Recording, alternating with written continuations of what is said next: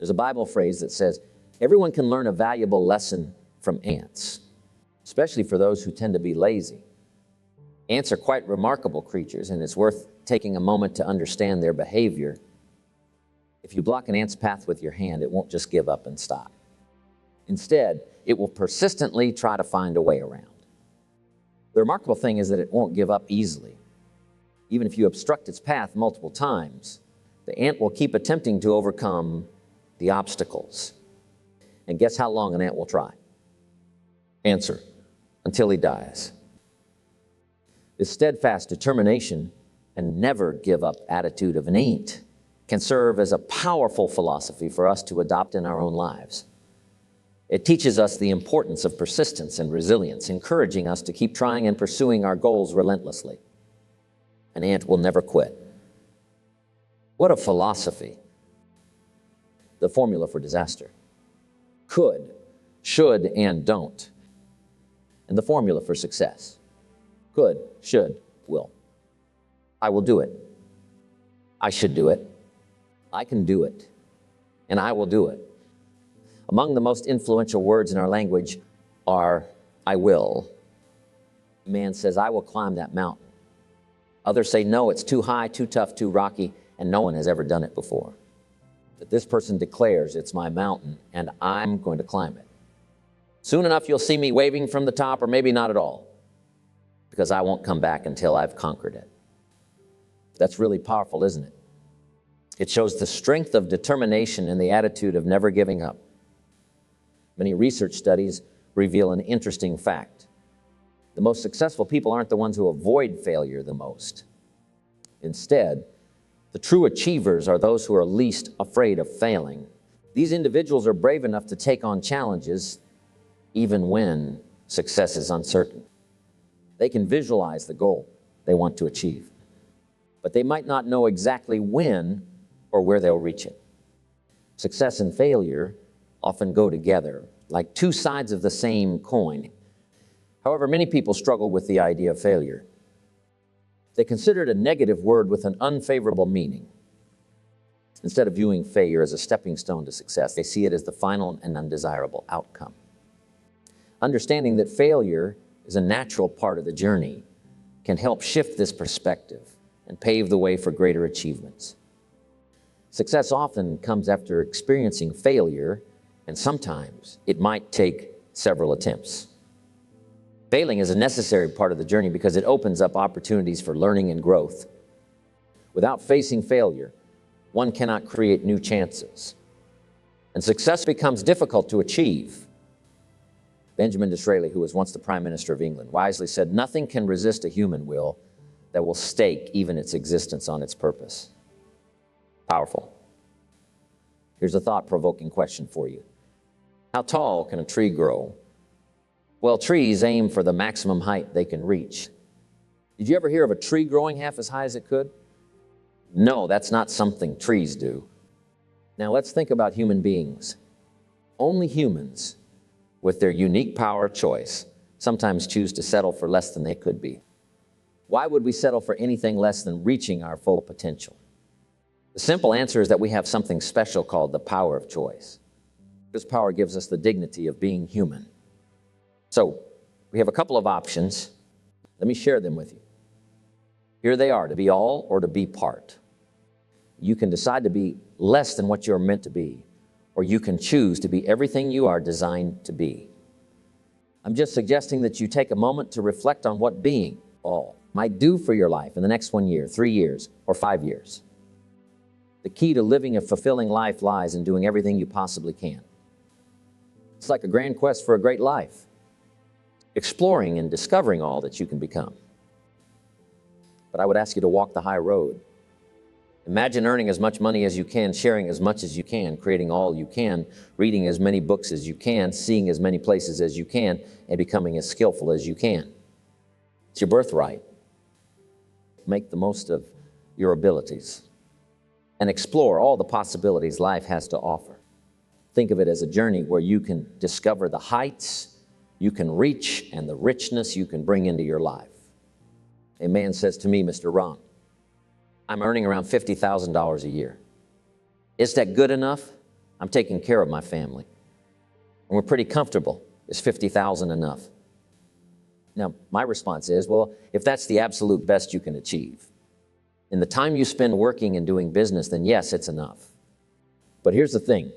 If you have the potential to make $500,000 a year and you're settling for 50,000, that's when we call you a loser. It's not about the specific amount. What really matters is the extent of what you can achieve. If your absolute best effort brings in $10,000 a year, then that's enough. On the other hand, if your best effort could lead to $1 million a year, then that's also enough. It's not the amount that's crucial. What truly counts is the best effort you put in. Whether it's a little or a lot, it's about reaching the full extent of your capabilities. Let me tell you what I think most messes with the mind. It's simply when you do less than what you're capable of. This kind of behavior can cause various mental challenges and damage. It's about being less than you can be, doing less than you could do, trying less than you could try, and doing things with less enthusiasm than you're capable of. I think it somehow damages the mind. It damages our self-image.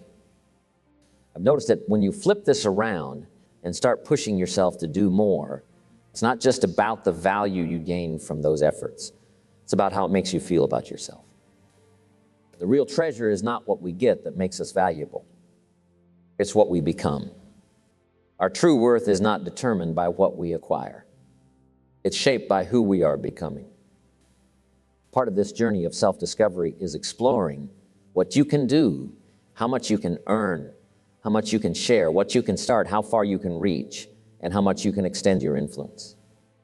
It's about uncovering the full extent of your capabilities and realizing the immense value that comes from continuously striving to become the best version of yourself. And you make a strong commitment to thinking deeply about your attitude and actions. We call this the potential for life change. It's about embracing a philosophical approach to how you approach life.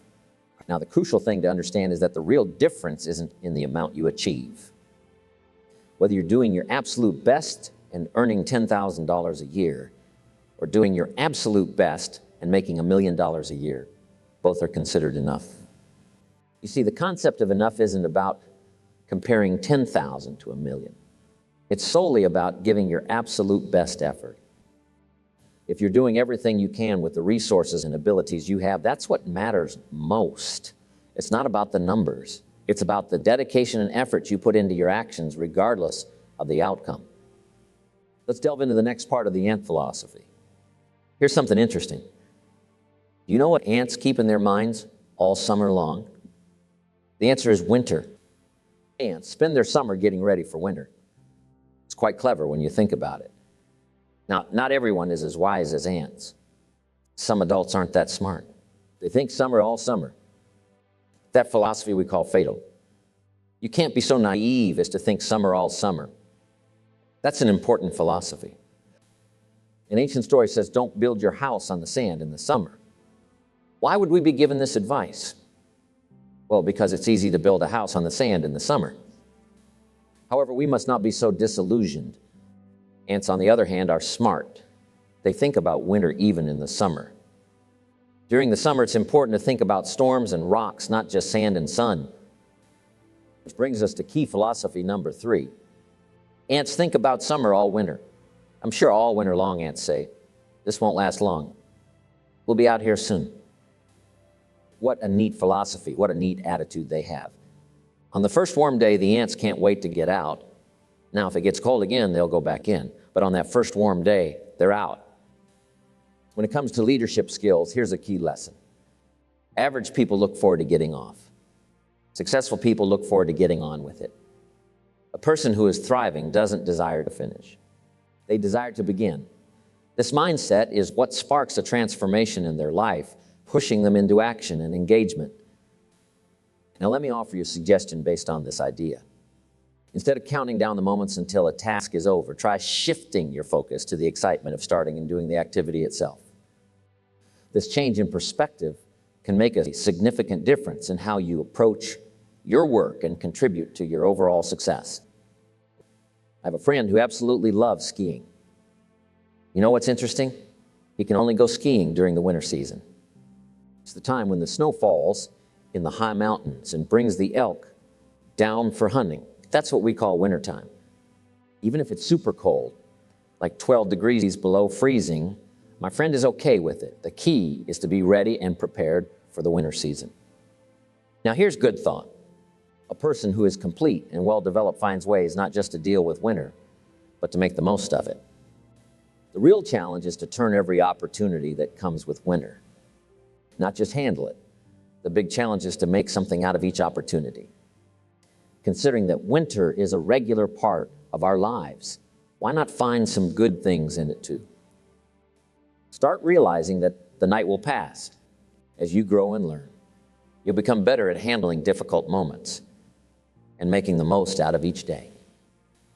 So, when the next winter comes around, you'll not only get through it, but also find ways to make it a time of warmth, comfort, and good company. Now here's his next in philosophy. Think about this. During the summer, how much does an ant gather to get ready for the winter? The answer is simple. All it possibly can. To be prepared for the winter, the ant collects as much as it can. This is an amazing philosophy, the all you possibly can philosophy. Now think about your own life. How much do you do? It's important to come up with a philosophy on how much you should do. Our actions are shaped by our thoughts, assessments, decisions, and emotions. So here's a significant question. What should you do? When I was 25 years old, Mr. Schaff gave me the best advice.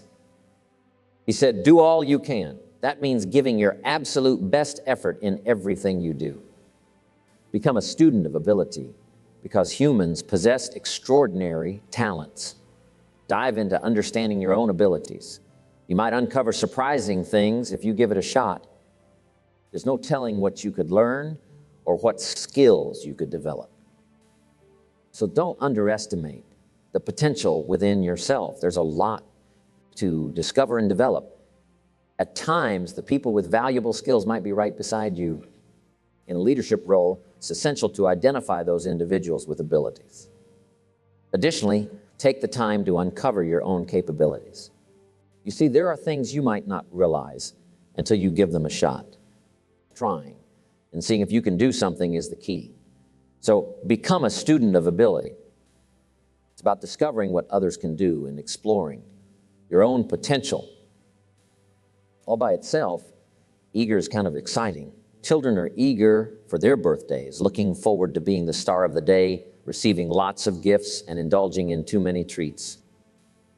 Grown-ups might also be eager for birthdays, unless they feel a bit awkward about the number of candles on the cake outnumber their achievements.